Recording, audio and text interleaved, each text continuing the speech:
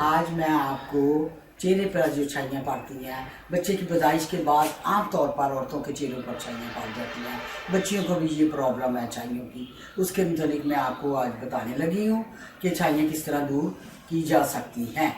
ये देखें, कच्चा दूध ले लेना है।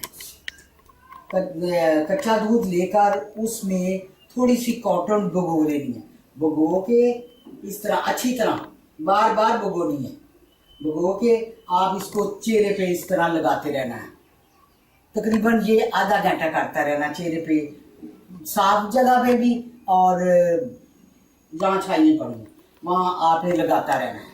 तो इंशाल्लाह चंद दिनों में ही ये छाइयाँ ख़त्म हो जाएंगी और चेहरा फ्रेश नज़र आएगा, क्योंकि ये आम सा कच्चा दूध है। इससे तो वैसे भी उसकी जिल्द दूध की तरह मुलायम और साफ़ हो जाएगी।